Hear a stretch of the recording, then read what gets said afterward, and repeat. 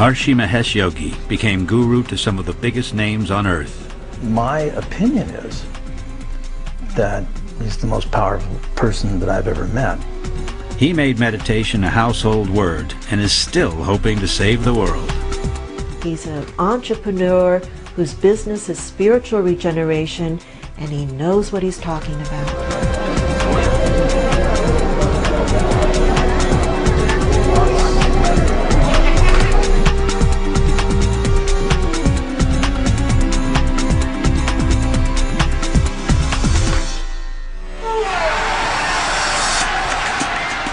In February 1968, the most famous pop group on earth boarded a plane to India.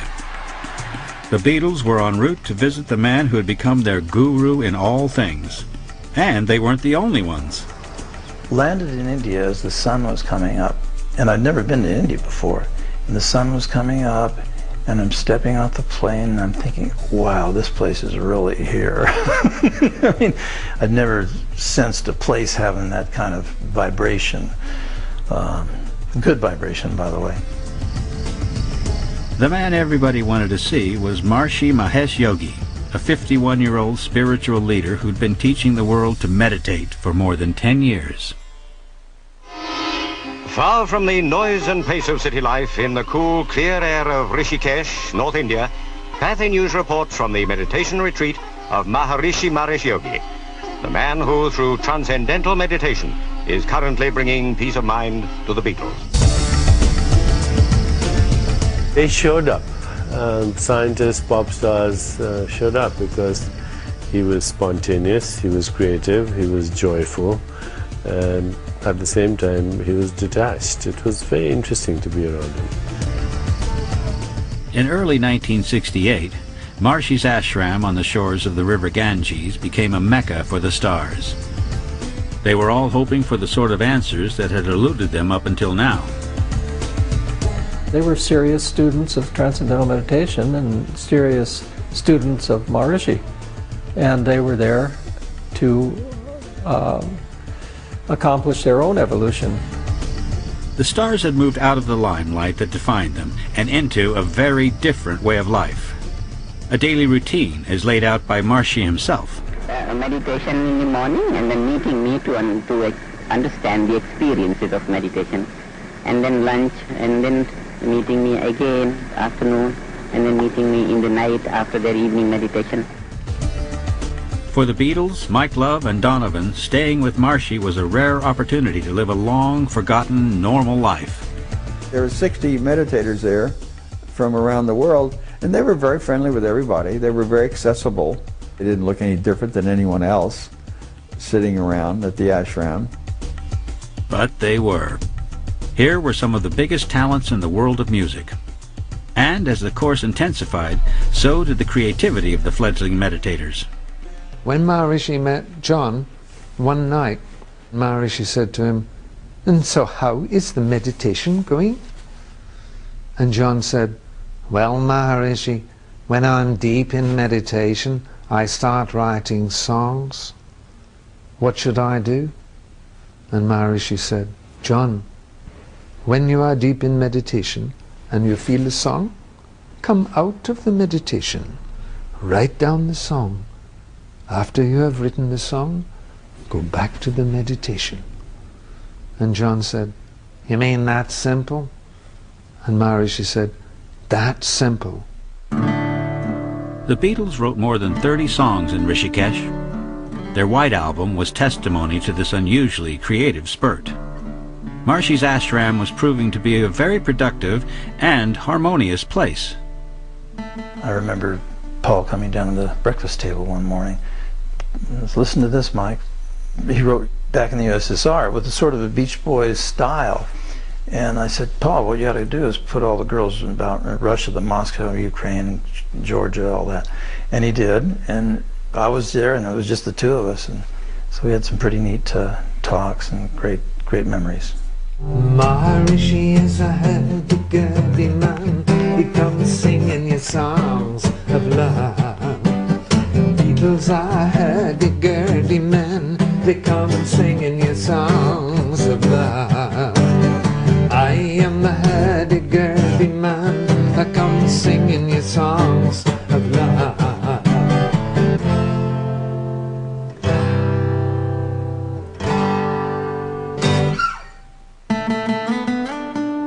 This star-studded burst of creativity produced some of the best-loved classics of our time.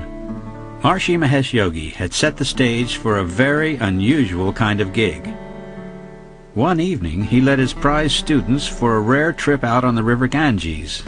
And the night was filled with stars, and the barge went out on the water, and the yogi was at one end of the barge, and two chanters were at the other.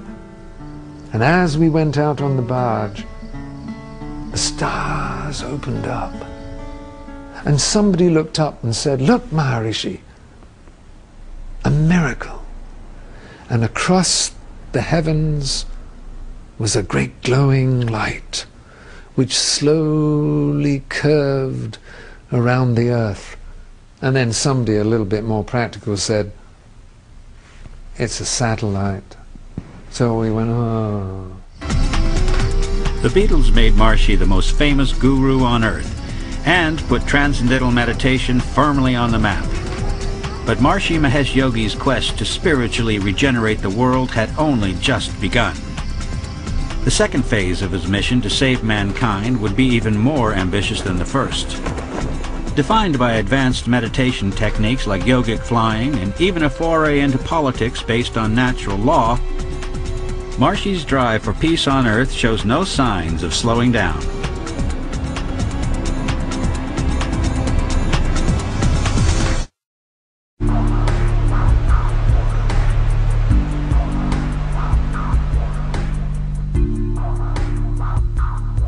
Transcendental meditation is an age-old system with roots in the Vedic tradition of India.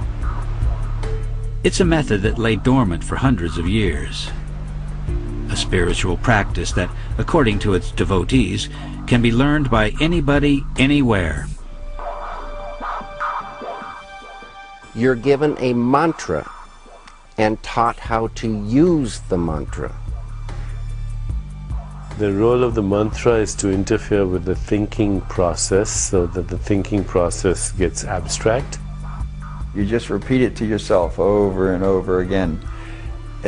Inward, and as you do, it takes you inward, and you go inward and down and down. It's a vehicle. It's like taking a taxi to get somewhere, and when you get there, you don't need the taxi anymore. Transcendental really means just going beyond surface thought to deeper levels of thought, and deeper, and then beyond thought to this field of being. And when you come out of meditation, you do feel refreshed. Like really refreshed. You feel energized. Transcendental meditation is a technique that wakes up the intelligence in the brain, wakes up the intelligence in the body, so that we are as healthy and creative and fulfilled as we can be. Little is known about the early life of the man who brought TM to the West. Mahesh Prasad was born in central India on the 12th of January 1918. And it was soon clear he had a spiritual calling that he couldn't ignore. Apparently he grew up in a business family, a family of traders, but he was not drawn to his family's profession. And at a very young age, even as a young boy, before he was a teenager, he started to have a longing for spiritual attainment, for enlightenment. When one of India's 4 spiritual leaders visited his local town, Mahesh knew immediately that he'd found what he was searching for.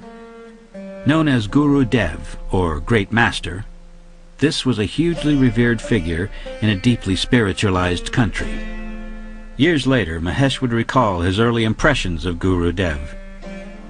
Everything regarding him was great, simple, innocent, complete. He was that perfect, divine personality.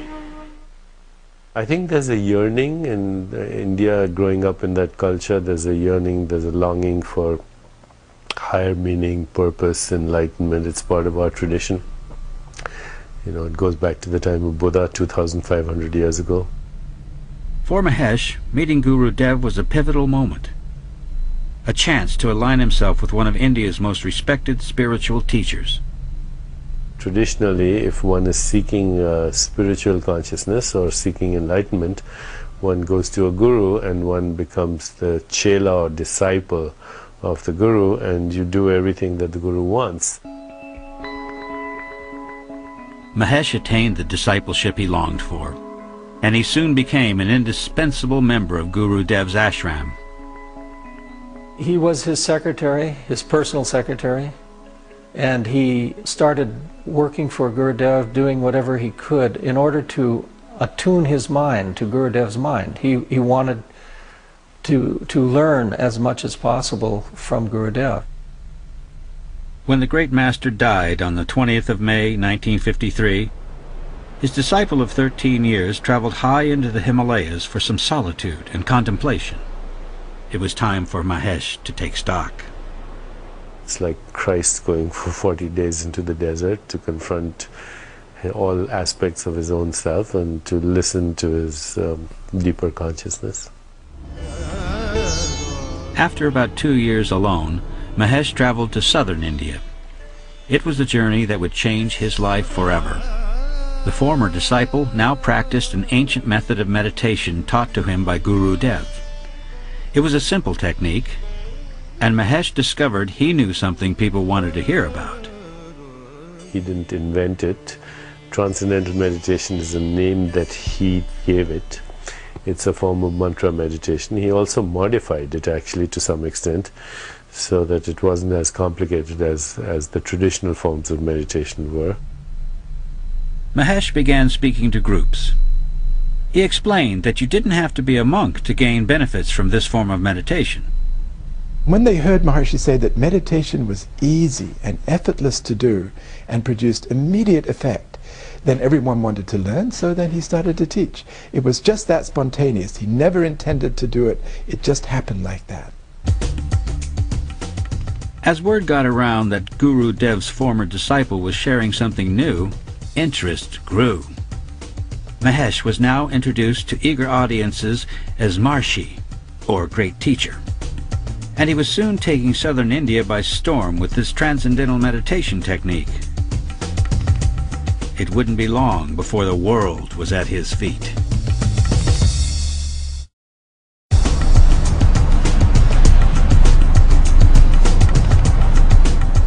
By the late 1950s, Maharishi Mahesh Yogi, as he'd become known, was converting untold numbers to meditation. And now he was going global. What Maharishi wanted was to spiritually regenerate the world. It was an unbelievably ambitious plan. I think he took a huge leap in his personal evolution. He saw himself as a teacher. He had complete confidence that that was his mission. And he saw himself as a redeemer in many ways. Maharishi wanted to save the world with his meditation technique, and he soon headed west to do just that. In the spring of 1959, he landed in Los Angeles and began lecturing at low-key venues around the city. A small band of enthusiasts took on the task of supporting the holy man from India. Among them was the Olsen family, who offered up their LA house as a place for Maharishi to stay. That first day that Maharishi came, it was a Sunday, my one day to play, and we had to dress up in our Sunday best. The house was cleaned completely, and then we started waiting, and waiting, and waiting. 433 Harvard Boulevard was about to become more than just a family home.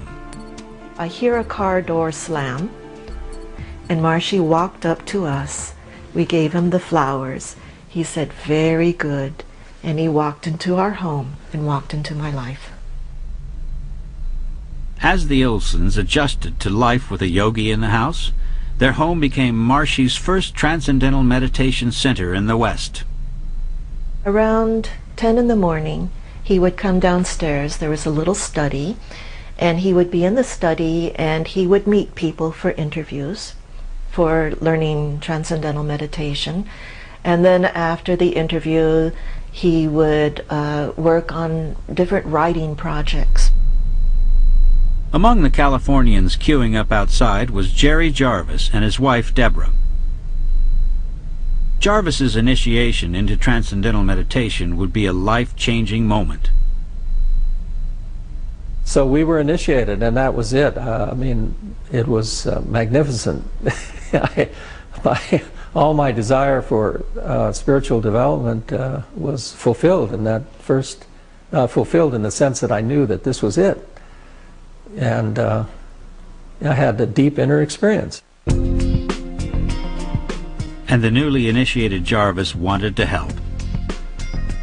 He became one of Maharishi's closest aides and gained a rare insight into the early days of a phenomenon that was going to change lives worldwide. His mission was constant, to spread this teaching, to make it available to the entire world. At that time, the population of the world was about 2 to 3 billion, I think.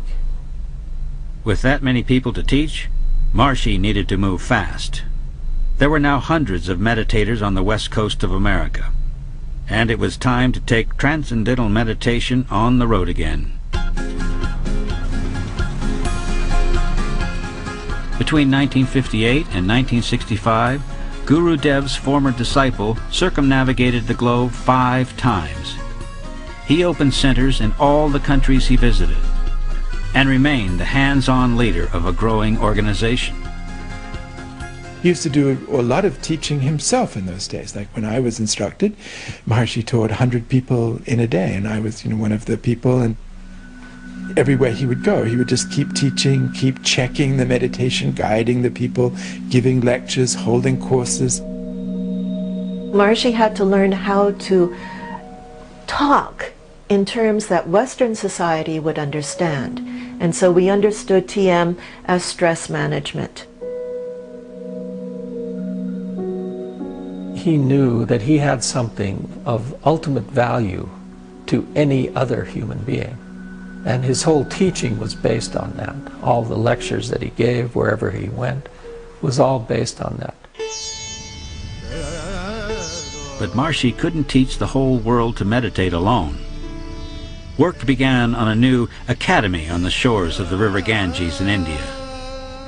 The idea was to train thousands of teachers within a 3-year period. Another incredibly ambitious plan. The beauty of becoming a teacher, and particularly for young people during the 60s, was that you didn't have to tell anybody to change their way of life. There were no do's and don'ts that we were teaching. As teachers trained, there was time for other things. Maharishi wrote his first book and began a translation of a sacred Hindu text called the Bhagavad Gita. He encouraged scientists to examine his simple meditation technique. It was a very modern perspective on an age-old Indian tradition. He wanted to do something that would apply to every single religion, tradition, culture, language of everybody who's ever born in the world, now and in the future, that could help them. And so that is a universal level of knowledge, not that I belong to this one channel or this one tradition. Universality has always been Maharishi's approach. And Maharishi understood how best to promote his cause. He instinctively knew how to handle a photo opportunity, something that would come in handy during the making of a documentary about his life. Filmmaker Alan Waite spent many months with Maharishi. He soon discovered that the man becoming known as the Giggling Guru had quite a head for heights. He fancied himself as kind of a pilot, sort of. So one of the meditators at Squaw Valley, when we were making the film, his father was Bill Lear, who invented the Learjet. So I said to him, I said, can you get your father to bring that thing up here? I'd take Maharishi out there, and his eyes are as big as teacups. He became like a little kid. Oh, he was so excited. So we put him on the plane, and we fly around, and Bill's talking to him, and he's sitting in the co-pilot seat. And he is so excited. This Learjet was just a thrill. And I said, well, Maharishi, we're getting ready to land, and I've got cameras down there they're going to be recording our landing. So he gets his flowers and he starts waving in the window his flowers as we're landing on the tarmac. Maharishi Mahesh Yogi was flying high. And he was about to be catapulted to international superstardom.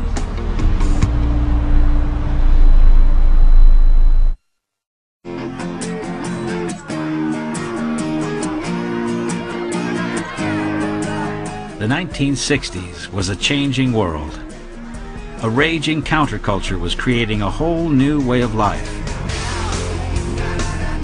It was a wave of flower power that seemed to embrace Maharishi in every way. He looked like a flower child. He had a spirit and a way about him that was non-threatening, childlike in many ways. So yes, he wanders onto that stage and he's dressed for the part, and he has all the moves. In this generation, the mind is much more mature than before. Mature? More mature than before. The youth now wants a way out of suffering, wants to live life in bliss consciousness. Among those looking for something more were the four most famous faces in the world. The Beatles were Britain's biggest export. They'd heard about TM from George Harrison's girlfriend, Pattie Boyd. On the 24th of August, 1967, Britain's Fab Four trooped off to London's Hilton Hotel to hear Maharishi speak. A few days later, they were sharing a train carriage en route to Maharishi's centre at Bangor in Wales. But the peaceful weekend was soon overshadowed by tragic news. The sudden death of the Beatles' manager, Brian Epstein, was a devastating blow. The world's press wanted to know what advice Maharishi had offered the shell-shocked band. He told us not to get overwhelmed by grief, and to whatever thoughts we have of Brian, to keep them happy, because any thoughts we have of him will travel to him wherever he is. Had he ever met Mr. Epstein? No, but he was looking forward to meeting him. Tomorrow? Yes. In just a few days, Maharishi had become guru to the biggest names on earth. And where the Beatles led, others soon followed. The difference was we'd give lectures to 500, 600, and then the Beatles started, and then we were giving lectures to 1 and 2,000. You know, it increased the interest immediately. Back at the Olsons in Los Angeles, Maharishi was in demand. The Beatles weren't the only big names turning up on his doorstep. I'd had a little joint just before I got out of the limo, so I was feeling kind of mellow. All along one wall of this not great large house in Beverly Hills were 7 hairy guys, like a rock band. I didn't recognize them. Anyway, in I went. It was dark, it was moody, and there was Maharishi. And Maharishi looked at me in the half-light, and he gave me the mantra. And he said, do this, relax, repeat it silently inside. And then suddenly, something extraordinary happened, which is what I wanted. I started falling down, down, down, down, down, down, down, down, down. And as I felt relief, relief, relief, relax, relax. After a time which I couldn't measure, I heard him say, now open your eyes. And then an aide came in and said, Maharishi, it's time for the next initiation. And Maharishi said, and who is that? And the aide said, they are called the Grateful Dead. And I laughed, and Maharishi laughed. And he said, they should not call themselves the Grateful Dead. They should call themselves the Grateful Living. As the stars lined up, Maharishi moved center stage. In early 1968, the Beatles and other pop luminaries like Donovan and Mike Love enrolled on a teacher training course at his academy in Rishikesh. This was undreamt of publicity for Maharishi and his organization. Maharishi knew full well that people who have the attention of the popular culture at the time, people are going to be interested. What are the Beatles? What in the world are they doing in India? What is Mike Love doing there? So yeah, it's going to create a little bit of interest. It was an extraordinary get-together, and one that Maharishi was determined to capture on film. He even directed proceedings himself. We all showed up for a photo session with Maharishi, and he sent us all back to get dressed in our finery, in our fancy dress, which we did. We all went back and pulled something out that was more colorful. That picture was like a recruiting poster. That was a very carefully staged photograph. And the Maharishi directed the entire staging of the picture, who was to sit where, and then he would talk to the camera people and tell them to take it from what angle. So it was very much in his mind to make an iconic image.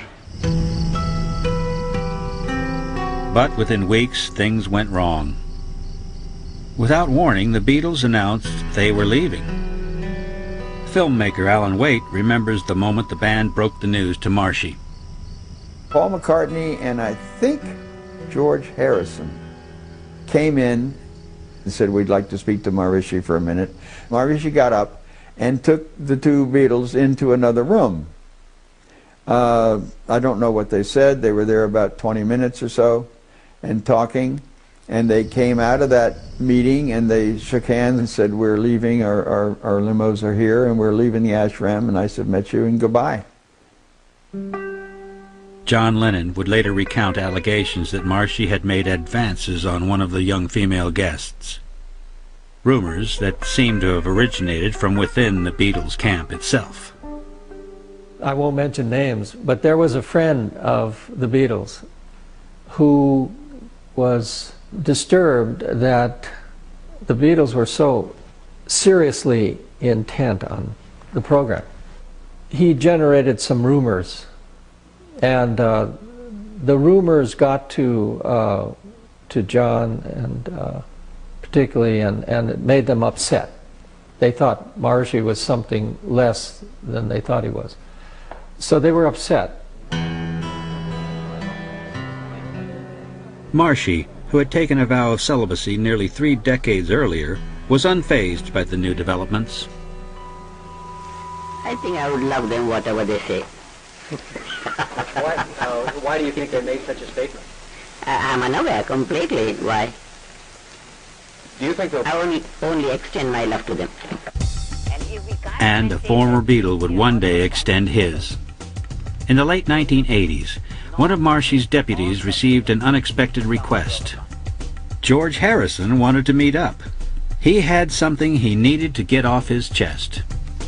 We had a private meeting with Maharishi, George Harrison and myself, where George apologized for the behavior of the Beatles in the 60s, and Maharishi refused to acknowledge that they had behaved inappropriately. He said, the Beatles created such music for the world that I thought they were angels, and I would never be angry with them, I would never be upset with them, no matter what John said. Maharishi's sojourn into the world of international superstardom was a defining moment. But he'd been in the spotlight long enough. It was now time to move on.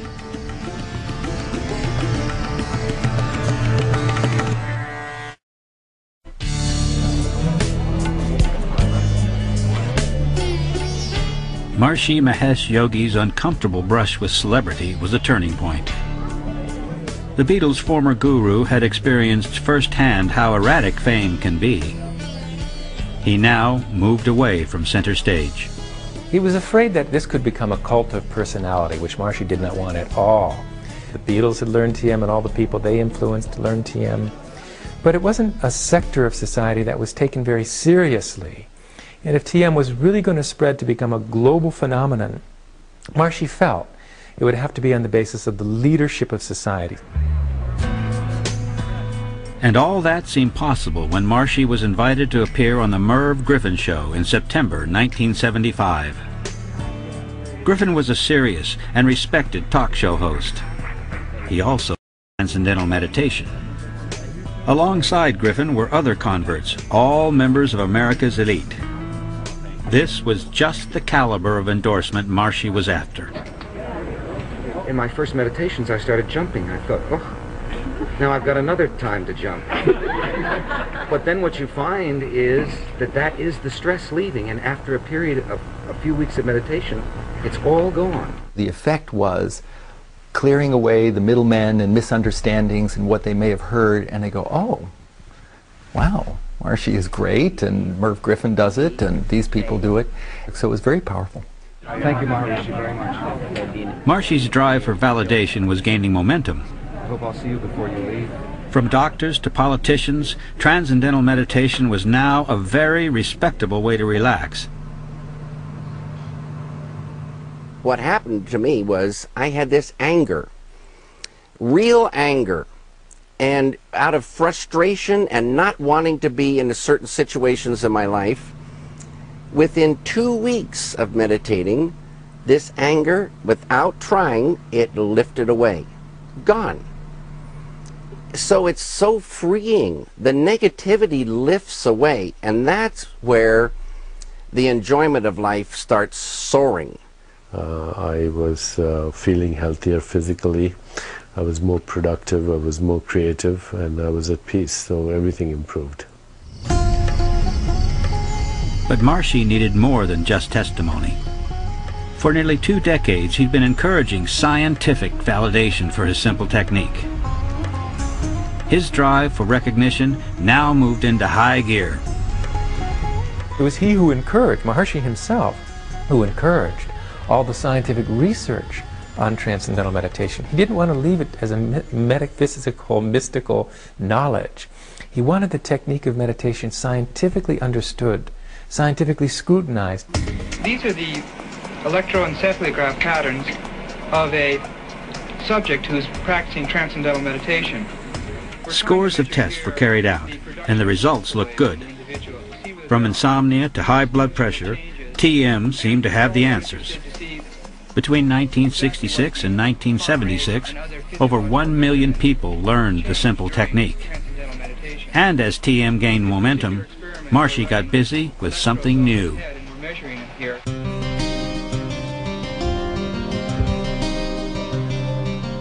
He was developing an advanced form of meditation, another ancient practice that began its life in the West behind closed doors.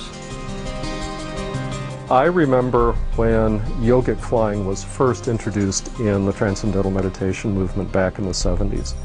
It was top secret at the time. The people who did it practiced it in rooms with sheets hung over the windows and guards posted at the door, and you weren't supposed to come in. And I was living in a room above the flying room at the time, and I snuck down and I saw people hopping up and down on foam mats.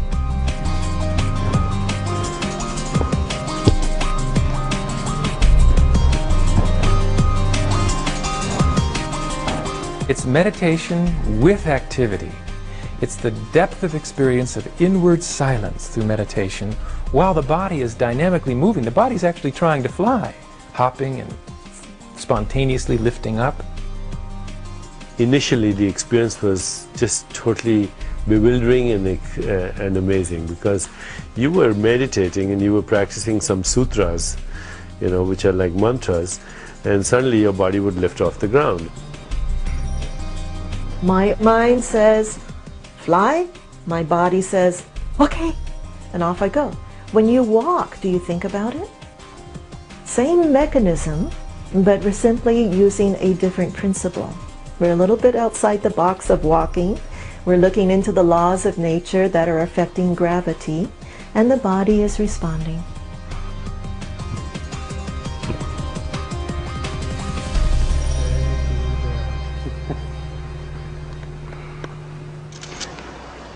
yogic flying was unveiled to the world in July 1986. But this was far from the aeronautics display the world's press had been promised.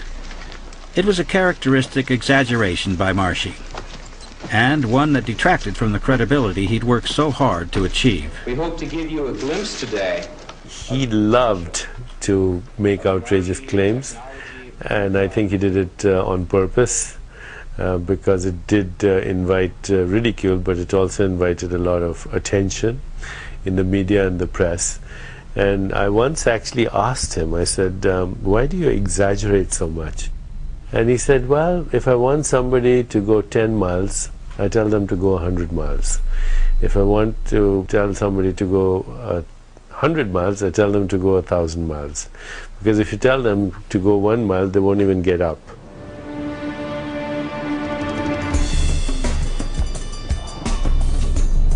Maharishi was diversifying fast. And the man who'd made meditation a household word was stepping back. He'd opened his own university in the Midwestern state of Iowa. This would soon be the location for a very new world vision.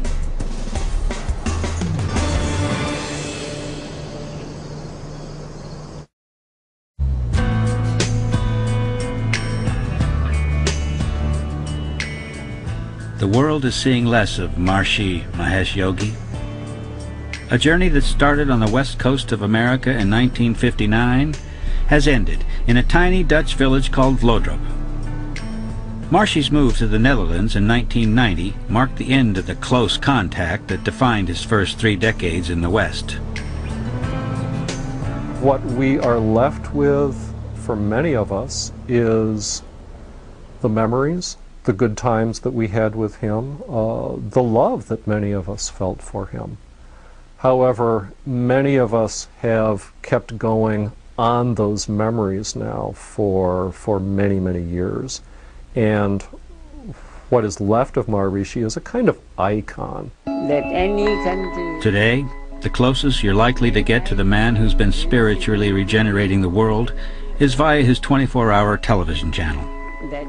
But Maharishi remains the master of the worldwide organization he has created. He pretty much controls his environment.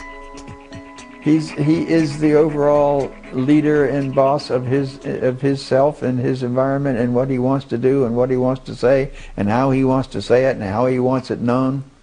Nothing happens unless he sanctions it. In 1992, Maharishi sanctioned his organization's first foray into politics. The Natural Law Party was based on the idea that natural law is an overriding principle that governs the universe, and that all our problems arise when we act against it. This is not a party of the far left or the far right, more of the far out. The International Party claimed it could realign humanity with the help of techniques like TM and yogic flying. Maharishi's ancient Indian wisdom was being put to the vote. Natural Law Party was a brilliant idea, an exhausting idea. It was an idea of taking basically the knowledge directly to the people through the electoral process. But it was an idea that didn't work. The party won just 0.4% of the vote in the UK's 1992 general election, and Hagelin received fewer than 84,000 votes in America. People won't risk a vote for a third-party candidate. They're too busy trying to get the lesser of evils defeated than to risk using a vote on a third-party candidate that can't win. Having run the political gauntlet, Maharishi now focuses on the work that's been occupying him for the past 20 years. The former guru to the stars is systematically reviving the ancient teaching of India called the Vedas. From healthcare to education, he's been coming up with an alternative way for us to live. 40 guiding principles determined by the natural law that defines his world. You'll find what he has in mind at Vedic City, Iowa. Maharishi's utopia for the 21st century. It's a city that's completely built in accord with natural law. That means even the architecture is aligned with nature. It's aligned with the rising sun in the morning, eastwardly facing homes. But Mahershi's vision for the perfect place to live took a while to catch on. Huge meditation domes and a 40-foot-high tower of invincibility were more than some local residents could cope with. The preachers of the Baptist church and the Lutheran church would say, and they're gathering, these Satan worshippers are gathering in the dome. And we go, us? Wait a minute, who are you talking about? Because many of our people who meditate are also going to church. The city has its own administration and even its own currency. In the local school, Transcendental Meditation is part of the day-to-day routine. As just one of Mahershi's many worldwide schemes, Vedic City raises the inevitable questions about the funding of such ambitious projects. According to the TM organization, money is raised through donations and course fees. At $2,500, learning Transcendental Meditation isn't cheap. Mahershi remains ambivalent about his finances. I remember asking him, he was planning some huge project which was going to cost hundreds of millions of dollars, and so somebody in the audience, in this inner circle said, where's the money going to come from? And he said, the money will come from wherever it is at the moment. Mahershi's blueprint for humanity has polarized many of the followers who help facilitate the growth of TM in the West. In the drive for diversification, has the great teacher and his organization lost sight of the individuals they set out to instruct? When I came back in 2000, TM was almost an afterthought. I felt that the movement and Maharishi just really weren't interested in teaching meditation that much anymore, and instead they had this vast array of products and services pretty much for every aspect of human life. But according to Mahersshi, the first 50 years teaching people how to meditate were just a warm-up. He now has a new formula for spiritually regenerating the world. Incredibly, some studies seem to indicate that group practice of yogic flying could cut back violence in towns and cities. In some of these areas,